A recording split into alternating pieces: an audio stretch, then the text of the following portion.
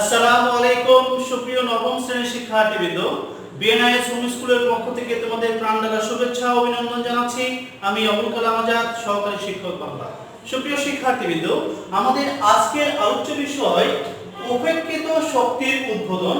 এটি তোমাদের সিলেবাসের অন্তর্ভুক্ত একটি প্রবন্ধ, যা গদ্য সাহিত্যের অন্তর্ভুক্ত। এই প্রবন্ধটি লিখেছেন কাজী নজরুল ইসলাম। এই প্রবন্ধটি উপেক্ষিত শক্তির উদ্বোধন আমরা অনেকেই আমাদের কাছে বলে যে স্যার এই প্রবন্ধটি বুঝতে পারি না, অনেক দুর্বোধ্য এবং কঠিন মনে হয়। আসলে এই প্রবন্ধটি মাত্র কিন্তু 2 পৃষ্ঠার একটি প্রবন্ধ, অনেক সহজ একটি প্রবন্ধ যদি তুমি এর ভিতরে অন্তর্নিহিত যে তাৎপর্য রয়েছে এটা যদি বুঝতে পারো। একটু পরে আমরা মূল বই থেকে এটি আলোচনা করব। তার আগে আমরা কাজী নজরুল ইসলাম সম্পর্কে একটু সংক্ষেপে জেনে নেব, কেননা কাজী নজরুল ইসলাম সম্পর্কে আমরা এর আগেও জেনেছি অনেকবার। তারপরে একটু যেগুলো তোমাদের পাঠ্য বইয়ে রয়েছে সেগুলো একটু জানার চেষ্টা করব। কাজী নজরুল ইসলাম 1899 খ্রিস্টাব্দে 24শে মে পশ্চিমবঙ্গের বর্ধমান জেলার চুরুলিয়া গ্রামে তিনি জন্মগ্রহণ করেন। ছোট থেকেই তিনি দুঃখ, দারিদ্র্য এবং অভাব অনটনের মধ্য দিয়ে বড় হয়েছেন।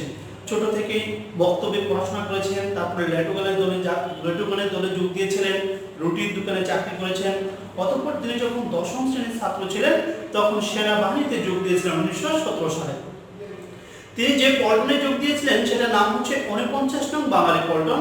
সেখানে যোগ দিয়ে তিনি পাকিস্তানের করাচিতে গিয়েছিলেন। সেখানে তিনি সেনাবাহিনীর অনেকদিন চাকরি করেছেন। তারপর 1920 সালে চাকরি ছেড়ে তিনি চলে আসেন। চাকরি ছেড়ে চলে আসার পরে তিনি সাহিত্য সাধনায় একেবারে নিজেকে আত্মনিয়োগ করেন।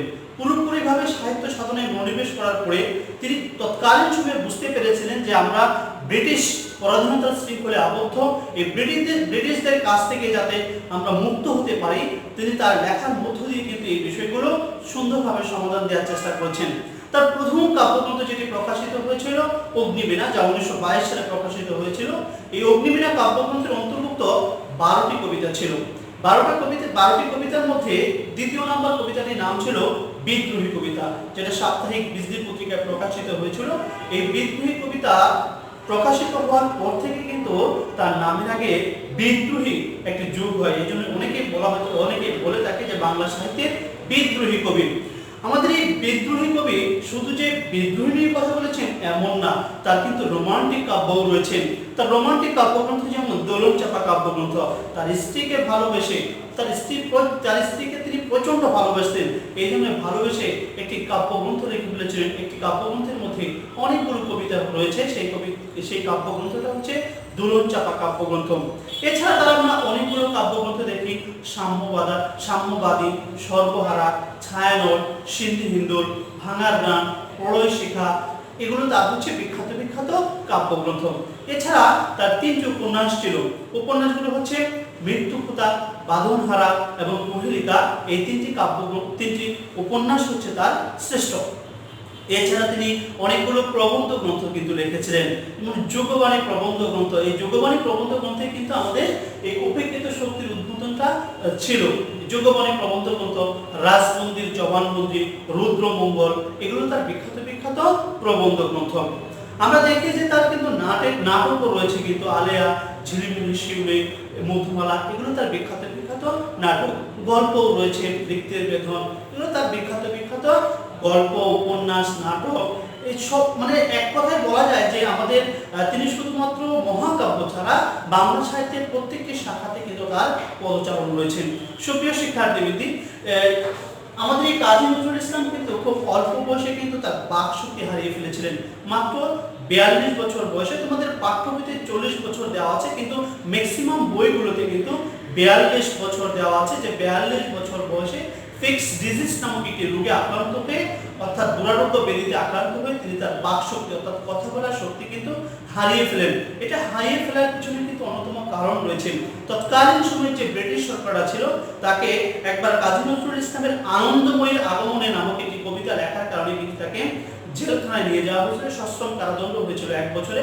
ঠিক সেই সময় জেলখানায় বসে যে খাবারগুলো দিয়েছিলেন ব্রিটিশ সরকাররা বা ব্রিটিশ জেল কর্তৃপক্ষরা, সেই খাবার খেয়ে তিনি নাকি তার আস্তে আস্তে এমন একটি রোগ হয়, যে রোগ হওয়ার কারণে তিনি তার কথা বলার যে শক্তি সেটা হারিয়ে ফেলেন।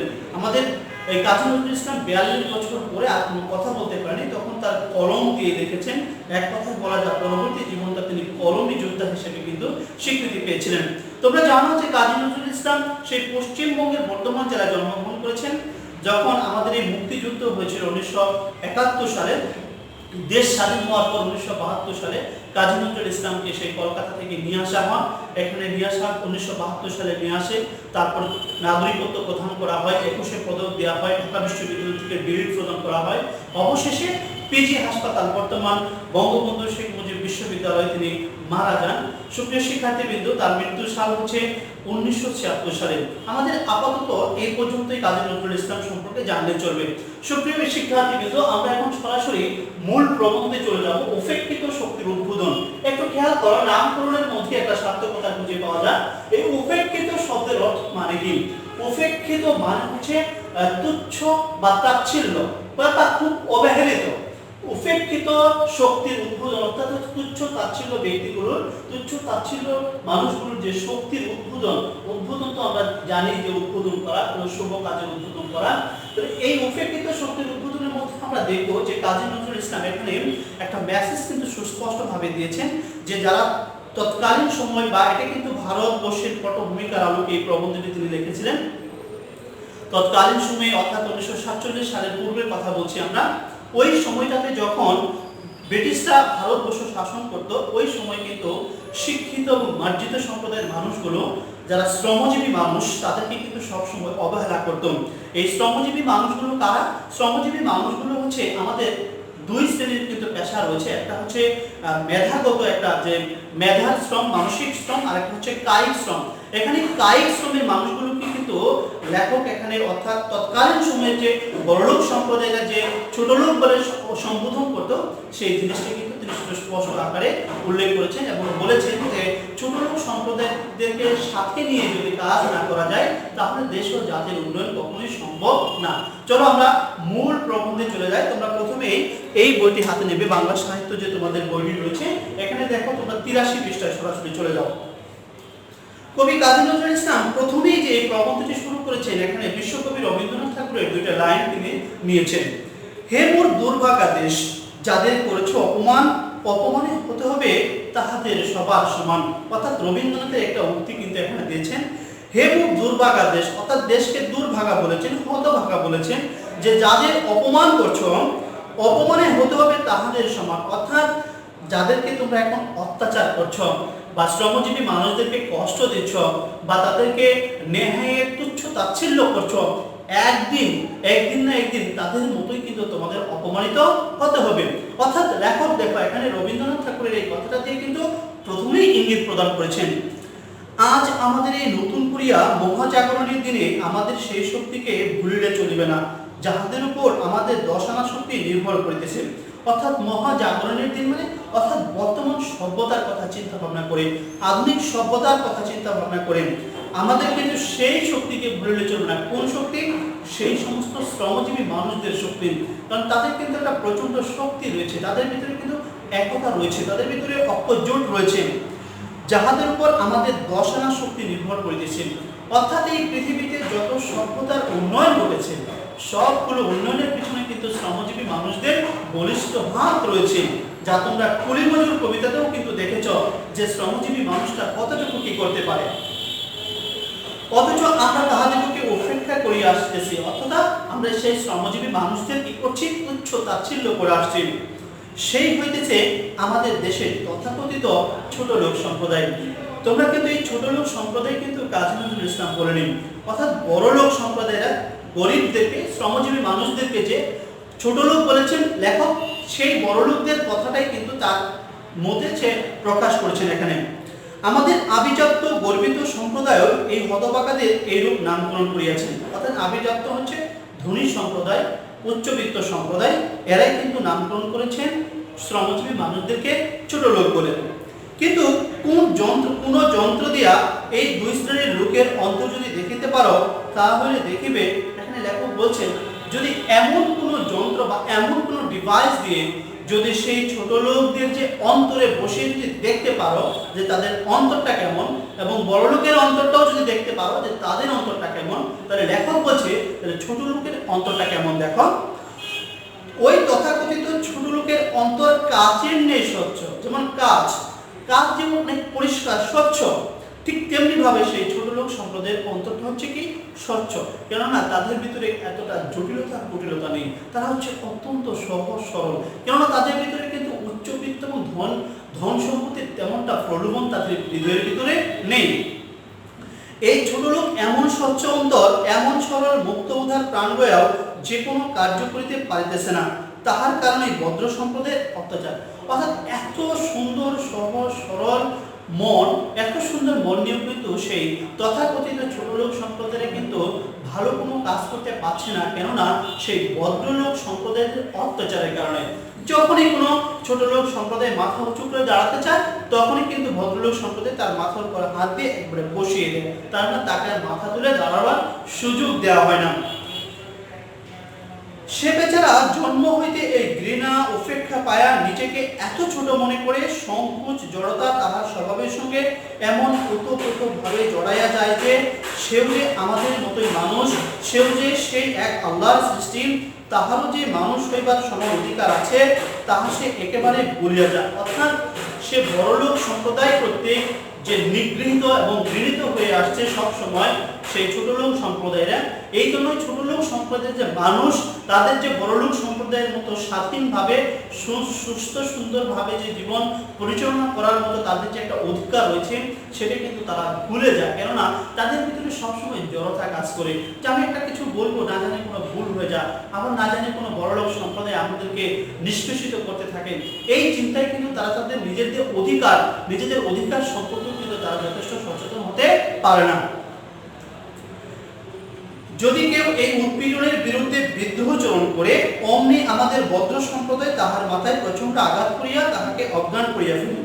এই হতভাগাদিগকে, আমাদের এই সত্যিকার মানুষদিগকে আমরা এরকম অবহেলা করিয়া চলিয়াছি বলিয়ায় আজ আমাদের এই অতপতন। অর্থাৎ কাজী নজরুল ইসলাম বলছেন যে এই সুন্দর মানুষগুলোকে, আমরা যে ছোট লোক সম্প্রদায়কে, গরিব অসহায় মানুষদেরকে অবহেলা করে আসছি, এই জন্য আমাদের জাতির এই অবস্থা, আমাদের জাতির খুব দুরবস্থা।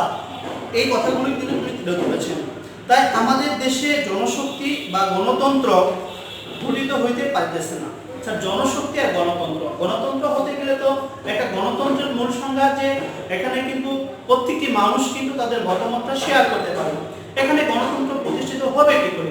এখানে এক শ্রেণীর লোক দ্বারা শাসিত হচ্ছে, অর্থাৎ বড়লোক সম্প্রদায়রা সমাজের নেতৃত্ব দিচ্ছে, ছোট লোকদেরকে অর্থাৎ তথাকথিত গরিব মানুষদের কিন্তু তারা প্রয়োজন মনে করছে না। যার কারণে কিন্তু আমাদের গণতন্ত্র যে মূল লক্ষ্য বা উদ্দেশ্য এবং জনশক্তি যে প্রতিষ্ঠা হওয়ার প্রয়োজন, এটা কিন্তু হচ্ছে না। হইবে কি রূপে? দেশের অধিবাসী লইয়াই তো দেশ এবং ব্যক্তির সমষ্টিত জাতি। দেশের অধিবাসী মানে দেশের যারা মানুষ রয়েছে তাদেরকে নিয়ে তো একটা দেশ, আর এই দেশের মানুষদের যে ব্যক্তির যে সমষ্টি মিলিত একটি জাতি, কিন্তু সেটা কিন্তু সুন্দরভাবে প্রতিষ্ঠিত হচ্ছে না। আর সে জাতিকে যদি জাতির সকলে বুঝিতে না পারে, তবে তাহার উন্নতির আশা করা আর আকাশে অট্টালিকা নির্মাণের চেষ্টা করা একই কথা। দেখা একটা সুন্দর কিন্তু উদাহরণ কাজী নজরুল ইসলাম দিয়েছেন, যে যদি সেই জাতি মানে হচ্ছে তথাকথিত যারা বড়লোক সম্প্রদায়ের, যারা গরিব অসহায় মানুষকে ছোট লোক বলেছেন, তাদের কথা বলছেন, যে তাদেরকে যদি আমরা বুঝতে না পারি, তাদেরকে সাথে নিয়ে যদি কাজ না করতে পারি, তাহলে আমাদের দেশের উন্নতির আশা করা হচ্ছে আকাশে কি অট্টালিকা বা দালান নির্মাণ করা একই কথা। কেননা আকাশে তো আমরা দালান নির্মাণ করতে পারবো না। ঠিক সেরকমই তাদেরকে ব্যতীত, অর্থাৎ গরিব অসহায় মানুষ ব্যতীত আমাদের উন্নতির আশা করা ঠিক তেমনিভাবে সেই আকাশে দালান নির্মাণ করার একটা স্বপ্ন মাত্র, আর কিছু নয়। তোমরা ভদ্র সম্প্রদায় মানি দেশের দুর্দশা, জাতির দুর্গতি বুঝো, লোককে বুঝাইতে পারো এবং ওই দুর্ভাগ্যের কথা কহিয়া কাঁদাইতে পারো, কিন্তু কার্যক্ষেত্রে নামিয়া কার্য করিবার শক্তি তোমাদের আছে কি? না, নাই। এই কথা যে নিরেট সত্য, তাহা তোমরাই বুঝো। অর্থাৎ হ্যাঁ, বড়লোক সম্প্রদায়কে ইঙ্গিত করে বলেছেন যে তোমরা কিন্তু সবই বুঝো, দুর্ভাগ্যের কথা কহে মানুষের সামনে সুন্দর করে চোখে পানি ফেলে কিন্তু একবারে মন ভরা বা মোটিভেশনাল স্পিচ দিয়ে কিন্তু মানুষের মনটাকে কেড়ে নিতে পারো, কিন্তু আসলে কার্যক্ষেত্রে এটাকে কাজে পরিণত করতে হবে, এটা কি তোমরা কখনো করেছ? না, আসলে এটা করো না। কাজে তোমাদের এই দেশকে, জাতিকে উন্নত করিবার আশা ওই কথাতেই শেষ হয়ে যায়। কিন্তু যদি একবার আমাদের এই জনশক্তিকে উদ্বুদ্ধ করিতে পারো, তাহাদিগকে মানুষ বলিয়া ভাই বলিয়া কুল দিবার তোমার উদারতা থাকে, অর্থাৎ ভাই বলিয়া সেই তথাকথিত গরিব মানুষদেরকে ভাই বলে তুমি বুকে টানো, কাছে টেনে নাও, তাহলে না দেশের উন্নতি হবে। তাহা হইলে দেখিবে তুমি 70 বৎসর ধরিয়া প্রাণপণে চেষ্টা সত্ত্বেও যে কাজ করিতে পারিতেছ না, একদিনে সেই কাজ সম্পূর্ণ হইবে। এই কথা হয়তো তোমার বিশ্বাস হইবে না। একবার মহাত্মা গান্ধীর কথা ভাবিয়া দেখি তিনি ভারতে কি অসাধ্য সাধন করতে পারিয়েছেন। অর্থাৎ বড়লোক সম্প্রদায়দেরকে কাজী নজরুল ইসলাম একটা মেসেজ দিয়েছে যে কাজটা তোমরা অনেক বছর চেষ্টা করে পারো নাই, একবার চেষ্টা করে দেখো, গরিবদের একটু বুকে টেনে নাও, তাদেরকে একটু ভাই বলে ডাকো, দেখো যে তোমরা যে কাজটা পারো না সেই কাজটা কিন্তু একদিনে সম্ভব। তো তাদেরকে বলেছেন যে ভারতবর্ষের যে জাতির পিতা মহাত্মা গান্ধীর কথা তিনি বলেছেন, যে মহাত্মা গান্ধীর দিকে একটু চেয়ে দেখো। মহাত্মা গান্ধী কিন্তু ভারত ছাড়া আন্দোলন করেছিলেন, ব্রিটিশদের বিরুদ্ধে অসহযোগ আন্দোলন তিনি করেছেন।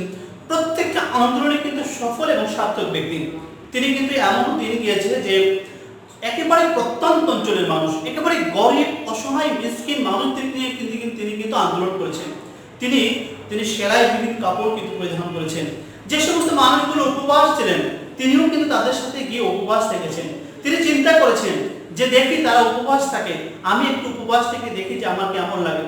এই যে এইভাবে মানুষকে ভালোবাসতে পারে, এই জন্যই কিন্তু সমাজের নিম্নস্তরের মানুষগুলো, অসহায় বা গরিব মানুষগুলো কিন্তু তার ডাকে কিন্তু তার আন্দোলনে কিন্তু সাড়া দিয়েছিলেন। মহাত্মা গান্ধী যখনই যে কোনো ডাক দিয়েছেন তারা স্বতঃস্ফূর্ত ভাবে কিন্তু সেই ডাকে একসাথে জড়ো হয়েছিলেন। এই যে একটা নিদর্শন, এই যে একটা চমৎকার দৃষ্টান্ত লেখক বড়লোক সম্প্রদায়কে দেখিয়ে দিয়েছেন। তিনি বলতে এখানে মহাত্মা গান্ধীর কথা বলেছেন, তিনি যদি এমনি করিয়া প্রাণ করিয়া ইহাদের সহিত না মিশিতেন, ইহাদের সুখ দুঃখের এমন করিয়া ভাগী না হইতেন, ইহাদিগকে যদি নিজের বুকে রক্ত দিয়া তাহারা খাইতে পাইল না বলিয়াও নিজের তাহাদের সঙ্গে উপবাস করিয়া ইহাদিগকে নিতান্ত আপনার করিয়া না তুলিতেন, তাহলে আজ তাহাকে কে মানিত? কে তাহার কথাই কর্ণপাত করিত? কে তাহার একটি ইঙ্গিতে এমন করিয়া বুক বাড়াইয়া মরিতে পারিত? তাহার আভিজাত্য গৌরব নাই, পদগৌরবের অহংকার নাই, অনায়াসে প্রাণের মুক্ত উদ্ধরতা লইয়া তোমাদের ঘৃণ্য এই ছোট লোককে বক্ষে ধরিয়া ভাই বলিয়া ডাকিয়াছেন। অর্থাৎ মহাত্মা গান্ধী কিন্তু রাজনীতি যে করেছেন তিনি কিন্তু দেশ ও দেশের মানুষের জন্য করেছেন, তিনি তার মাতৃভূমিকে রক্ষা করার জন্য করেছেন। তিনি কিন্তু পদগৌরব অর্থাৎ তিনি কিন্তু পদমর্যাদা চাইনি, তিনি সাধারণ মানুষের মতো কিন্তু কাজ করেছেন। তিনি চাইনি যে প্রধানমন্ত্রী হবে, তিনি চাইনি যে দেশের রাষ্ট্রপতি হবে, এইসব পদের উপর অর্থাৎ রাষ্ট্রীয় কোনো পদের প্রতি কিন্তু তার কোনো লোভ ছিল না। একেবারে নিঃস্বার্থভাবে তিনি কিন্তু জনগণের জন্য কাজ করে গিয়েছেন, যার ফলশ্রুতিতে কিন্তু সাধারণ মানুষগুলো জীবন পর্যন্ত দিতে পেরেছেন তার আন্দোলনের ডাকে। সে আহ্বানে জাতিভেদ নাই, ধর্মভেদ নাই, সমাজভেদ নাই, সে যে ডাকার মতো ডাকা, তাই নিখিল ভারতবাসী অর্থাৎ সমগ্র ভারতবাসী এই উপেক্ষিত হতভাগারা তাহার দিকে এত হাহা করিয়া ব্যগ্র বাহু মেলিয়া ছড়িয়াছেন। অর্থাৎ ব্যগ্র মানে সবাই প্রচন্ড আগ্রহ সহকারে কিন্তু তার ডাকে সাড়া দিয়েছেন। হায় তাহাদের যে আর কেহ কখনো এমন করিয়া এত বুক ভরা স্নেহ দিয়া আহ্বান করেন নাই, এই মহা আহ্বানে কি তাহারা সাড়া না দিয়া পারে? অর্থাৎ ইতোপূর্বে ভারতবাসীকে এত সুন্দর করে, এত ভাই বলে, এত ভালোবেসে, এত স্নেহ দিয়ে, এত শ্রদ্ধা দিয়ে ইতোপূর্বে ভারতবাসীকে কেউ ডাকেনি। এই জন্যই কিন্তু মহাত্মা গান্ধীর ডাকে কিন্তু সমস্ত মানুষগুলো কিন্তু একেবারে সাড়া দিয়েছিলেন, যার ফলশ্রুতিতে কিন্তু আমাদের মহাত্মা গান্ধী তার অসহযোগ আন্দোলন এবং ভারত ছাড়ো আন্দোলনগুলোতে কিন্তু সফল হয়েছিলেন। যদি পারো এমন করিয়া রাখো, নজরুল বলেছেন, কাজী নজরুল ইসলাম বলছেন যে বড়লোক সম্প্রদায়কে বলছেন যে যদি তুমি পারো তাহলে সেই মহাত্মা গান্ধী যেভাবে গরিব অসহায় মানুষদেরকে কাছে রেখেছেন এভাবে ডাকো। এমনি করিয়া এই উপেক্ষিত শক্তির বোধন করিবে। অর্থাৎ এভাবেই তুমি যাদেরকে তুচ্ছ তাচ্ছিল্য করো সেই মানুষগুলোর শক্তির উন্মোচন ঘটবে, তাদের বোধোদয় ঘটবে। দেখিবে ইহারাই দেশে যুগান্তর আনিবে, দেখবে এরাই দেশে সফলতা নিয়ে আসবেন। অসাধ্য সাধন করিবে, ইহাদিগকে উপেক্ষা করিবার, মানুষকে মানুষ হয়ে ঘৃণা করিবার তোমার কি অধিকার আছে? লেখক আবার তথাকথিত সেই ভদ্রলোক সম্প্রদায়কে বলেছেন যে এদেরকে ঘৃণা করা এবং এদেরকে অবজ্ঞা করা তোমার তো কোনো অধিকার নাই। ইহা তো আত্মার ধর্ম নয়, তাহার আত্মা তোমার আত্মার মতোই ভাষ্য আর একই মহা আত্মার অংশ। তোমার জন্মগত অধিকারটাই কি এত বড়? তুমি যদি চণ্ডাল বংশে জন্মগ্রহণ করিতে, তাহলে তোমার মতো ভদ্রলোককে দেওয়া এইসব হতাদর উপেক্ষার আঘাত বেদনার নির্মমতা একবার কল্পনা করিয়া দেখো দেখি, ভাবিতে তোমার আত্মা কি শিহরিয়ে উঠবে না? অর্থাৎ এই মেসেজগুলো কিন্তু ভদ্রলোক সম্প্রদায়কে দিচ্ছে, যে ভদ্রলোক সম্প্রদায়কে বলছে তুমি যদি চণ্ডাল বংশে জন্মগ্রহণ, চণ্ডাল হচ্ছে হিন্দু সম্প্রদায়ের মধ্যে তোমরা জানো যে 4টি প্রধান কিন্তু গোত্র রয়েছে, যেমন ব্রাহ্মণ, ক্ষত্রিয়, বৈশ্য, শূদ্র। তারপরে পঞ্চম একটি গোত্র হিসেবে আখ্যায়িত করা হয় চণ্ডাল বংশ, যাদের পেশা হচ্ছে বেসিক্যালি যে মানুষ মারা গেলে যে সৎকার করে, এই পেশা সবচেয়ে নিম্ন বর্ণের হিন্দুদের মধ্যে। যে এই চণ্ডাল বংশে যদি তোমার জন্মগ্রহণ করতে, আর তোমরা যেরকম গরিবদের সাথে ব্যবহার করো এরকম ব্যবহার যদি তোমার সাথে করতো, তাহলে তোমার কেমন লাগতো? সব হতাদের উপেক্ষার আঘাত, হতাদের মানে হচ্ছে অসম্মান, অমার্জনীয়, এই যে অমার্জনীয় তুচ্ছ তাচ্ছিল্যের যে আঘাত করছো, বেদনার নির্মমতা একবার কল্পনা করিয়া দেখো দেখি, যে ভাবিতে তোমার আত্মা কি শিহরে উঠবে না? একথা তুমি একবার ভাবো, নিজের অবস্থানটা একটু চিন্তা করো, তোমার নিজের অবস্থানটা। অর্থাৎ ভদ্রলোক সম্প্রদায়কে বলছে যে তুমি একটু চণ্ডাল বংশে তোমার জন্ম হয়েছে, এরকম তুমি জাস্ট একটু কল্পনা করো, তাহলে কি তোমার শরীরের মধ্যে একটু শিহরিত হয়ে উঠবে না? আমাদের এই পতিত চণ্ডাল ছোটলোক ভাইদের বুকে করিয়া তাহাদিগকে আপন করিয়া লইতে, তাহাদেরই মতো দিন বসন করিয়া, তাহাদের প্রাণে তোমারও প্রাণ সংযোগ করিয়া উচ্ছ্বসিতে তার সম্মুখে আসিয়া দাঁড়াও। অর্থাৎ তাদের মতোই বেশভূষা পোশাক পরিচ্ছদ পরে, তাদের মতো মন মানসিকতা নিয়ে তাদের সামনে তুমি মাথা উঁচু করে দাঁড়াও, দেখিবে বিশ্ব তোমাকে নমস্কার করবে, যে দেখবে তোমাদের বিশ্ববাসী, বিশ্বের সমস্ত জায়গাগুলো থেকে সমস্ত মানুষ তোমাকে শ্রদ্ধায় অবনত হয়ে যাবে। এসো আমাদের উপেক্ষিত ভাইদের হাত ধরিয়া আজ বুদন বাসিতে শুনতে বলছে, যে এসো সেই তুচ্ছ তাচ্ছিল্য মানুষদের হাত ধরিয়া আজ বুদন বাসিতে শুনতে। কিসের দুঃখ, কিসের দৈন্য, কিসের লজ্জা, কিসের ক্লেশ, অর্থাৎ কিসের দুঃখ, কিসের দীনতা বা দারিদ্র, কিসের লজ্জা, কিসের দুঃখ কষ্ট, এগুলো কিছুই থাকবে না আমাদের মাঝ থেকে, সবগুলো দুর্বিত হয়ে যাবে। অর্থাৎ আমাদের যে এই যে কবি কাজী নজরুল ইসলাম যে মেসেজগুলো দিয়েছেন আমাদের উপেক্ষিত শক্তিকে জাগ্রত করার জন্য, ভদ্রলোক সম্প্রদায়কে যে উদাত্ত আহ্বানগুলো জানিয়েছেন, সুস্পষ্ট আকারে কিন্তু এখানে অনেকগুলো রেফারেন্স কিন্তু দিয়েছেন। ভারতের জাতির পিতা মহাত্মা গান্ধীর কিন্তু কথা এখানে তুলে ধরা আছে সুস্পষ্ট ভাবে, যে তার মতো যদি ভদ্রলোক সম্প্রদায়রা সেই অসহায় এবং উপেক্ষিত মানুষদেরকে ডাকে, তাহলে দেশ ও জাতির কিন্তু উন্নয়ন অবশ্যম্ভাবী অবশ্যই হবে। সুপ্রিয় শিক্ষার্থীবৃন্দ, আমাদের আজকের আলোচনা এই পর্যন্তই। তোমাদের এই প্রবন্ধ থেকে একটা কাজ করবে, বাড়ির কাজ, সেটা হচ্ছে 10টি জ্ঞানমূলক প্রশ্নের উত্তর হিসাবে করবে। প্রিয় শিক্ষার্থীরা, সবাই তোমরা ভালো থেকো, সুস্থ থাকো। হয়তো অন্য কোনো দিন অন্য কোনো বিষয় নিয়ে আবার তোমাদের সাথে দেখা হবে। আজকে এই পর্যন্তই। আল্লাহ হাফেজ।